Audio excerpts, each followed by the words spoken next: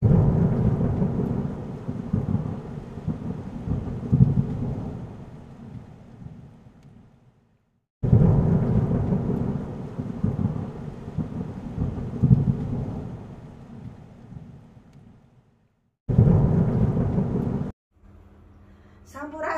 Assalamualaikum warahmatullahi wabarakatuh. Apa kabar sahabat di rumah? Semoga selalu dalam keadaan sehat walafiat dan bahagia selalu. Seperti kami di sini, alhamdulillah ya Bib ya. Gimana kabar Habib? Alhamdulillah sehat. Alhamdulillah sehat, bahagia selalu. Inti doanya seperti itu. Nah, seperti biasa, Habib Muhammad Noval Syamil Alatas akan membawa menceritakan kisah perjalanan hidupnya selama mengruqyah seseorang di luar sana. Banyak pelajaran yang bisa kita dapetin. Nah, sebelum aku melanjutkan cerita-cerita ini, nonton dulu video-video yang sebelumnya dan jangan lupa di like, Subscribe, share, and comment. Share sebanyak-banyaknya biar kita terus tetap semangat membuat cerita-cerita kepada teman-teman di rumah. Dan jangan lupa note-nya, ambil dari sisi baiknya, buang dari sisi buruknya. Setiap hal itu akan menjadi pembelajaran buat kita semua. Oke, langsung aja kita dengerin cerita Habib Syami. Gimana sih selama mengruqyah dan sekarang nih kisahnya di daerah mana? Oke, langsung aja. Gimana, Bib? baik, alhamdulillah. Terus kalau untuk cerita ruqyah, mana lagi ya? Lagi mikir dulu nih sebenarnya. Ada sih satu kisah di zaman awal-awal Habib mulai ngeruqyah saat itu. Awal-awal kita mulai ngeruqyah di Bogor, terutama. Nah, di satu kisah ada satu orang datang ke Bogor, teman kita di satu komunitas itu datang ke Bogor minta bantuan awalnya, Beb, tolong dong liatin saudara saya gitu kan. Gitu. Saudara saya emang ada apa gitu kan. Dan saat itu saya belum benar-benar vulgar untuk membuka ruqyah atau apa. Sampai sekarang pun sebenarnya enggak untuk membuka open praktek atau itu enggak sebenarnya. Cuman siapapun yang mau ruqyah atau apa tinggal bisa nge-DM atau ngubungin kita punya media sosial gitu. Nah, di satu sisi saat itu dia benar-benar tiba-tiba dari Jakarta itu ke Bogor hanya untuk bilang, Beb, liatin dong, ini saudara saya. Dia bilang gitu. Emang kenapa saudaranya? Udah Beb, liatin aja. Nih perempuan, dia bilang gitu, ibu-ibu. Liatin fotonya. Oh ya udah. Saya cuma bilang, oh ya udah gitu aja. Kapan kita bisa ke sana? Ya udah Beb, atur waktu. Kita ke sana bareng-bareng. Sekalian ngajak anak-anak untuk touring, dibilang gitu. Udah kita malam minggu saya datang ke tempat kopdaran, tempat kumpul anak motor. Saya bilang yuk, si Ambon namanya saat itu, si Ambon ngajakin ke Bandung, saya bilang gitu. Oh ya udah, kapan? Mungkin minggu depan deh, saya bilang gitu kan. Minggu depan ya udah, saya kontak Ambonnya, minggu depan nih bisa jalan. Oke. Nah, minggu depan kita mulailah kumpul di daerah Indraprasta lah di Bogor. Itu sekitar jam habis maghrib, setengah tujuh malam kita siap-siap prepare. Saat itu ada 8 motor untuk arah ke Bandung. 8 motor. Habis maghrib kita prepare, kita jalan ke Bandung saat itu. Nah, di perjalanan ke Bandung unik juga nih. Di perjalanan ke Bandung lewat puncak kan, lewat puncak kita jalan, tiba-tiba trouble. Ada satu anak kita yang motornya mogok tiba-tiba. Padahal dia bilang baru servis ini motor, kok tiba-tiba mogok nggak mau jalan. Itu di sekitar arah setelah Ataun. Setelah Ataun. Ya udah, kita stress dulu di situ, kita istirahat dulu di situ. Kita lihat emang nggak ada. Olinya bagus, ban juga bagus, businya bagus, apapun yang unsur dari motor tersebut nggak ada yang rusak gitu. Sehat lah ya, sehat. Motor baru diservis juga kan.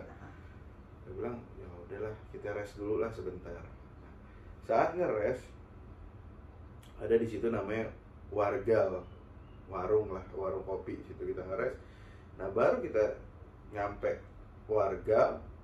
Nah kita kan dorong motor itu dulu tuh, di step dulu sampai ke wargal. Nah sampai di wargal tiba-tiba yang tadinya cerah itu puncak, turun tuh kabut. Dan turun kabut itu nggak dari tipis tebel, nggak, langsung tebel. Oh malah. Langsung tebel. Saya bilang wah nggak bisa nih ngelanjutin langsung ke Bandung. Ya gelap soalnya kan. Karena nggak bisa kelihatan apa namanya jalannya gitu. Ya udah kita rest dulu, kita ngopi dulu apa. Saya bilang saat itu ada Dila juga, satu Dil, lo baca deh, baca apa kek gitu kan, baca ratib, baca apa gitu. Ya udah Bib, kita baca dulu, yang belum sholat. Nah pas habis baca sholat, hilanglah kabut itu, tiba-tiba hilang kabutnya, dan motor itu nyala. Ya udah lanjut deh, bismillah ke mana namanya, ke Bandung. Berangkatlah kita ke Bandung. Perjalanan alhamdulillah lancar sampai Bandung. Nah pas di Bandung tiba-tiba tuh jalan kayak sepi aja, padahal sudah mulai mau subuh, apa lebih dari subuh lah, jam setengah 6. Biasanya kan rame lalu lalang, apa ini kok jalan setelah pada larang masuk ke Bandung kok sepi banget, kenapa nih tiba-tiba. Kita ngeres dulu deh, ngeres di mana namanya, di warung juga. Kita numpang sholat subuh di situ, barulah tuh mulai ada lalu lalang gitu kan. Cuman perasaan kok tadi pas di jalan kenapa bilang sepi, pandangan kita sepi aja gitu loh, pandangan kita kayak dikaburin lah saat itu. Cuma makanya kita langsung rest, takutnya kita nggak ngelihat orang atau apa, tabrakan atau apa kan kita takutin kayak gitu. Ya udah kita rest, tiba-tiba tuh mata enak. Habis sholat terus kita sarapan sebentar, tuh mata tuh enak banget, sudah siap kita jalan lagi. Nah daripada larang masuk Bandung awal itu sampai ke rumahnya itu masih setengah jam lagi. Jadi dari ujung Bandung sampai ujung Bandung satunya gitu. Ibarat kata kalau Bandung mau ke arah Jawa Tengah lewat yang sebelah sana, kita dari Jawa Barat gitu. Nah kita ke arah yang mau ke Jawa Tengah, Bandung ujung lagi kita jalan. Nah sampai di lokasi kita baru mau istirahat, itu teman kita yang satu muntah-muntah. Padahal tadi juga di jalan santai-santai aja, dia masih cekakak-cekekek, masih rapi lah barisan, nggak ada ngomong sakit perut atau pusing atau apa, nggak ada. Nyampe di lokasi tiba-tiba muntah, dan muntahnya pun saat muntah ada keluar belatung segini deh, tapi nggak banyak, cuma 3 atau 4 ekor lah saat itu belatung. Tetap aja belatung. Kenapa nih kok ada belatung nih? Nggak tahu Bib, lo habis makan apaan? Takutnya kan ada apa gitu kan. Nggak Bib, gak makan apa-apa. Ya udah lo wudu dulu deh, wudu, sholat apa kek, sholat sunnah lah atau apa. Ya udah kita sholat sunnah, sholat. Nah biasalah kita dijamu, makan ala kadarnya lah, bla bla bla bla bla. Nah barulah kita ditemuin sama saudaranya si Ambon tadi itu, perempuan ibu-ibu. Nah sama Beb, nih orangnya yang minta diruqyah, dia bilang gitu. Emang kenapa? Bilang gitu. Dia bilang, dia Beb, suami saya nggak pulang-pulang kata dia. Dan badan saya kayak di badannya ini di belakang kayak ada yang jalan terus gitu. Cuman aneh jalannya itu sampai ngecap. Oh.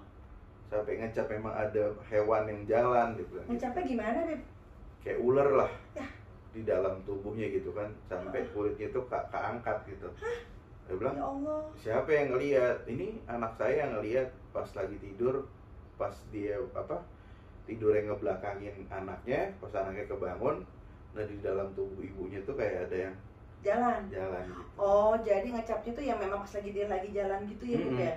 pas lagi jalan gitu. Dia bilang, waduh serem juga nih, dia bilang gitu kan. Tak kira tuh cuma di film ya. Ada, Ternyata ada, ya kayak begitu. Allah. Dia bilang, aduh kenapa nih? Ya udahlah, Bismillah, dia bilang gitu. Mana saya minta foto suaminya, nah pas dilihat bayangan tuh langsung kabur. Apa mata ini langsung kabur pas lihat fotonya tersebut. Cuman pas kabur itu memang ada satu sosok perempuan di belakang foto tersebut gitu loh. Tapi orang-orang lain cuman mungkin nggak ngeliat ya. Pas saya lihat foto itu tersebut, kok kayak ada perempuan nih. Saya tanya, ini suaminya kenal perempuan nggak? Yang lain, dia bilang gitu, selain saudara atau apa? Dia bilang memang ada, cuman dibilangnya rekan bisnis. Dia bilang gitu. Rekan bisnis. Oh ya udah, Bismillah deh. Nah saya minta sama Dila ke rumah ini ibu. Jadi rumah kita res sama rumah ini ibu nggak jauh lah, cuman 50 meter. Kita jalan ke sana. Nah pas mau pintu gerbang tiba-tiba ada ular jatuh dari atas. Ularnya sih ular biasa, ular warna hijau sama warna hitam. Nggak terlalu panjang, mungkin panjangnya sekitar 30 cm, ular kecil, tapi tiba-tiba jalan kabur. Gitu. Cuman anehnya, yang satu ular hijaunya itu jalannya seperti ular biasa, nah ular hitam itu jalannya lurus. Maksudnya, kan ular kan belok-belok begini, nah ini lurus. Bilang, kalau saya tahu, punya kaki ya. Nah kalau saya tahu, sepengetahuan saya gitu, kalau jalannya lurus itu berarti bukan ular beneran gitu. Jadi-jadian. Ular jadi-jadian. Udahlah, Bismillah masuk. Udah saya itu duduk sama Dila. Masuk, saya bilang tempat biasa dia sholat atau zikir atau apalah di mana. Oh ada Beb. Ternyata memang rumahnya ada satu musola kecil di dalam rumah. Nah udah, saya minta waktu, saya butuh sama Dila kita sholat sunnah dulu di situ. Sholat sunnah 2 rakaat, nah kita zikirlah di situ. Nah saat zikir, nggak tahu kenapa kayak ada jalan nih di bawah sejadah gitu kan, kayak ada hewan lah. Ya udah deh, coba buka. Nah pas kita berdiri, kita buka itu sejadahnya itu model kayak musola gitu, karpet panjang gitu kan. Kita buka karpet tersebut. Nah di situ tuh banyak tuh, ada kelabang, ada ular kecil-kecil, ular sama yang kayak tadi itu. Saya bilang, ya Allah kenapa nih? Saya bilang, ambil garam, minta garam. Diambil garam, kita sebarin garam. Nah kita tinggal habis sebarin garam tuh, kita mau ngambil air sama Dila, pokoknya repot lah nih, karena kaget kan lihat begitu, tuh udah hilang. Nggak tahu nih hewan-hewannya pada kemana, nggak ada jejak, nggak ada apa, tiba-tiba hilang aja. Ya Allah kenapa nih? Saya bilang gitu. Ya udah kita zikir lagi deh, kita zikir. Nah pas zikir, tiba-tiba tetangga sebelah teriak-teriak. Tetangga sebelahnya tuh teriak-teriak, keluar teriak-teriak, bapak-bapak teriak-teriak, pakai bahasa Sunda lah. Saya juga saat itu belum ngerti-ngerti banget kan bahasa Sunda. Pokoknya kalau diartiin saat itu, ngapain lu datang kemari gitu. Pokoknya intinya usir lah. Usir. Saya bilang udah nggak usah diurusin, kita zikir aja, fokus ini. Kita zikir terus. Tiba-tiba tuh bapak mental, ibu yang tadi muntah. Ibu aja ya. Ibu yang tadi muntah darah, bapak itu bental. Saya bilang, kita urusin ibunya dulu, deal. Kita urusin ibunya dulu. Ya udah, kita tenangin ibunya. Nah saya manggil anak-anak yang lain untuk ngebantu lah memegangin bapak yang tadi atau apa. Akhirnya si Ambon dan teman-teman kita anak motor datang semua ke rumah ibu tersebut. Saya bilang, garamin semua semua sisi di rumah tersebut gitu. Rumahnya nggak terlalu besar, ya paling sekitar 300 atau 400 meter lah. Itu kita garamin semuanya. Ibu ini bangun, tadi pas muntah pingsan. Ibu ini bangun, kita minta, Dil, lu baca ratib deh, yang lain jaga di depan, bapaknya tuh pegangin. Gitu. Bapaknya masih habis muntah tuh masih ngamuk-ngamuk, nggak jelas, makanya dipegangin. Nah yang dipegangin lu baca surat Anas lah atau surat apa yang lo bisa, bilang gitu kan, karena basicnya yang anak-anak yang lain bukan ngerukiah atau apa gitu. Basicnya emang hampir anak motor gitu kan. Dan yang satu nyeletuk, katanya mau touring, tau-tau beginian gitu kan. Kaget juga dia. Ya udahlah bantu teman, dia bilang gitu kan. Ya udah bismillah kita jalan. Dipegang satu. Nah saya ke tempat yang musolah tadi, saya minta garam sama dicampur air 1 baskom, saya wirid lagi di situ. Saya wirid lagi setengah 15 menit. Habis itu saya siram langsung ke ibunya. Setengah ke ibunya, setengah ke bapak yang tadi itu yang marah-marah tetangganya. Pas disiram ke ibunya, nggak tahu kenapa dia muntah lagi. Cuman muntahnya aneh. Pas muntah itu ada rambut. Rambutnya bukan ditarikin, jadi pas muntah itu ada rambut sebengkal begini nih. Ya, kayak orang zaman dulu kalau rambut tuh rontok kan dikumpulin terus dibundel, nah bundel segini. Nah habis dibundel segini keluar, muntah lagi. Nah pas muntah ketiga berarti itu ada ular segini. Hah? Tapi tipis, ularnya kecil. Dari muntahan? Dari muntahan. Bilang, cuma mati ularnya. Warna? Belang-belang. Warna hitam putih. Saya bilang wah weling nih. Ternyata bukan, nggak tahu jenis apa. Tipis ya, pipih. Pokoknya kecil lah, kecil. Ular bulat gitu, kecil. Oke. Saya bilang, ya bismillah. Ibu itu pingsan lagi. Saya bilang bawa ke kamar. Saya minta si Ambon sama pasangannya saat itu untuk nemenin ibu. Coba lu baca-baca HP kayak temenin ibu dulu.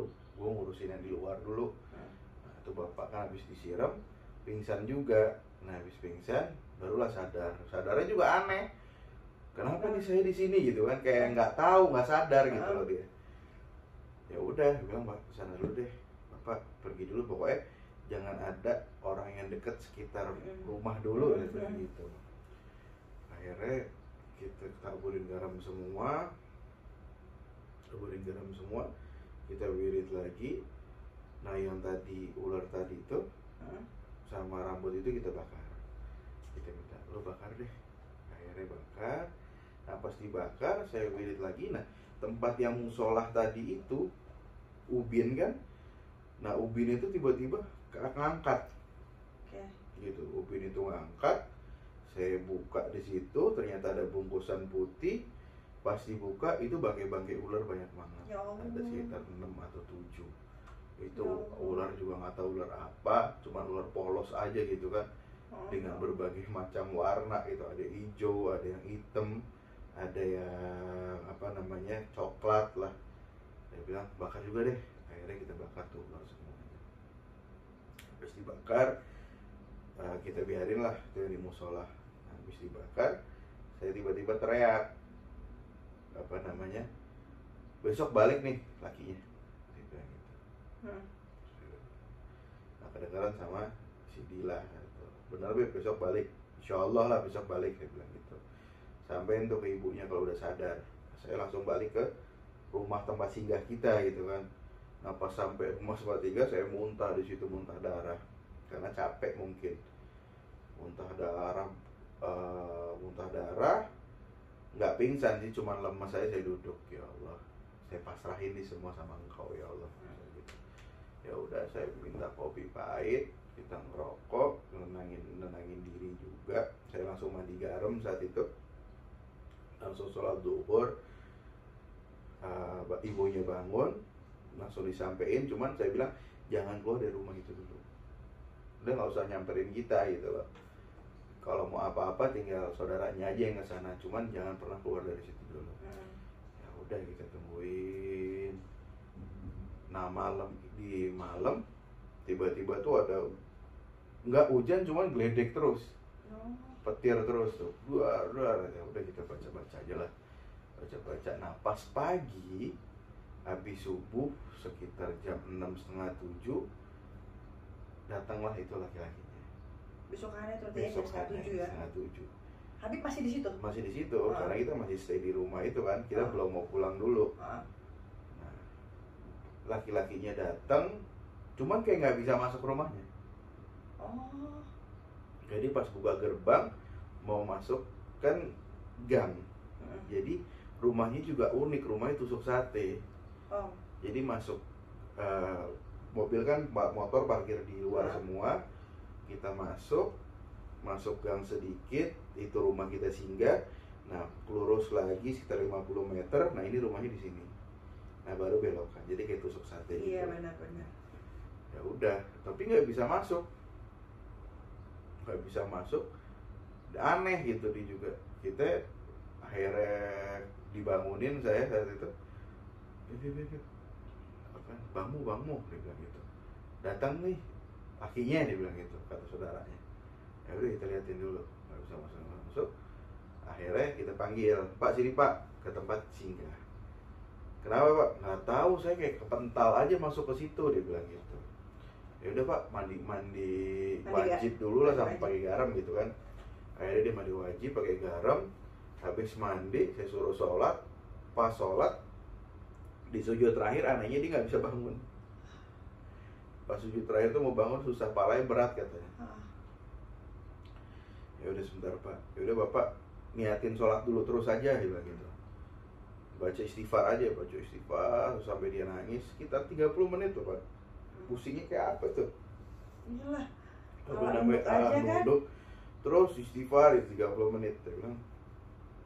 Akhirnya kita bantu wirid juga, kita bantu zikir, itu Bapak muntah. Nah anehnya muntah tuh keluar juga ular. Ular segini juga, ular kecil juga, cuma 2 ularnya. Ularnya cuma 2. Nah pas muntah, anak-anak yang di depan rumah di halaman teriak-teriak. Beb, ada apa namanya, kayak ada kembang api gitu meledak. Kayak ada meledak gitu di langit.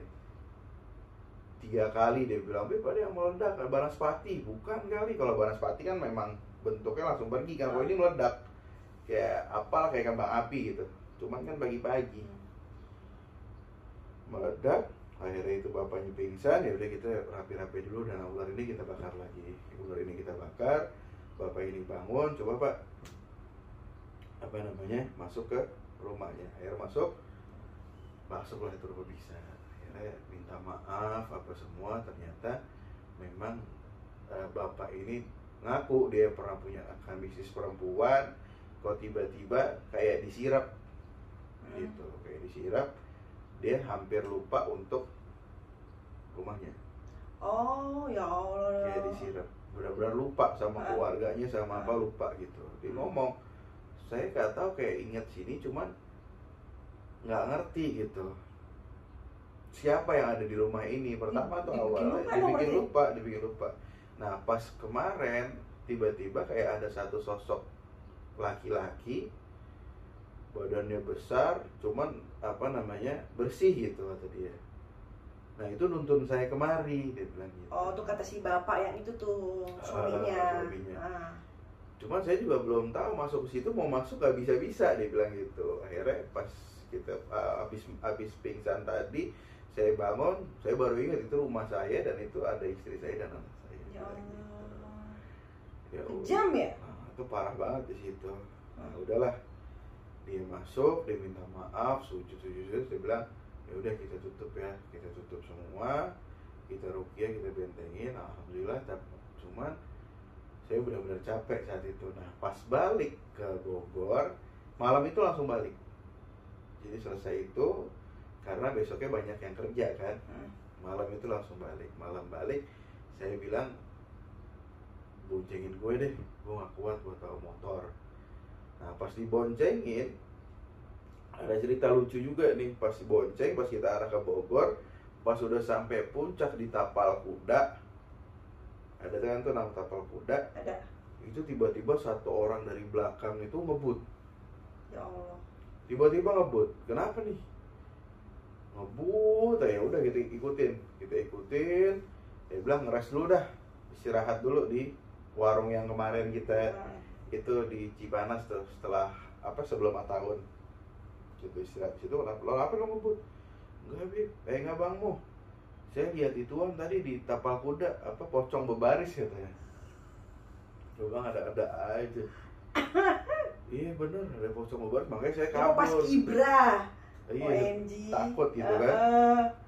pocong mau pas kibra Bib mau Makanya. itu bendera merah putih terus Dia bilang, udah lu istighfar dulu deh, sholat dulu. Sholat dulu, istighfar. Nah udah, kita lanjutin jalan. Ya alhamdulillah selamat sampai tujuan. sampai rumah Sampai selamat lah rumah, ya. selamat. Ya alhamdulillah. Nah setelah itu Habib dengar nggak gimana tuh si suami istri itu Ya pasangannya? alhamdulillah, udah lama itu dengar-dengar dari teman kita yang Ambon itu kan, ya harmonis aja. Alhamdulillah.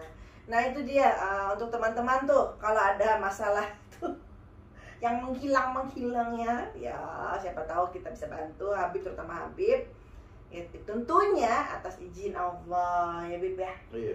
Pokoknya yang saya senang sama dengar cerita dari Habib Syami itu, apapun yang Habib Syami jalankan gitu ya dalam membantu orang, dalam mengruqyah orang tuh tidak keluar dari koridor agama ya, karena memang Habib sendiri kan juga mempunyai tanggung jawab sendiri gitu kan, dan itulah yang membuat ridhonya Allah turun untuk Habib membantu orang-orang di luar sana. Kalau menurut saya sih kayak gitu, Bib. Ya alhamdulillah. Padahal saat itu Bib masih istilahnya masih remaja lah ya, belum matang kayak sekarang, belum tua kayak sekarang ya Bib. Baru banget itu kita bisa ngebantu orang. Baru tahu bisa ngeruqyah malah. Oh Masya Allah, Baru tahu bisa alhamdulillah. ngeruqyah. Itulah namanya ilmu itu. Kadang gini loh, tubuh kita muda tapi ilmu kita tua, dan itu nggak heran kayak begitu. Jadi jangan langsung deskripsikan bahwa orang yang umurnya tua ilmunya juga tua, orang yang muda ilmunya muda. Enggak, kalau ilmu itu bisa lebih tua dari fisik kita. Nah itu yang harus dipahamin dulu, dasarnya seperti itu. Oke, ada lagi Bib cerita yang mau dibahas? Nanti Next time. Tunggu cerita-cerita Habib selanjutnya. Ingat, ambil baiknya, buang buruknya gitu ya. Kalau memang ada saudara atau teman atau kerabat lainnya memang ada hal-hal yang sama, bisa langsung DM Habib ya Bib ya. Bisa bercerita langsung, insya Allah bila ada ridhonya Allah, mungkin akan Habib bisa bantu teman-teman semua di rumah. Oke? Sampai ketemu di video-video Feni Rama Official selanjutnya. Jangan lupa ditonton sampai habis. Oke? Aku doain yang udah nonton ya, semoga bahagia selalu dan dilimpahkan rezeki yang banyak sebanyak-banyaknya. Oke? Sampai ketemu lagi. Bye bye. Assalamualaikum warahmatullahi wabarakatuh.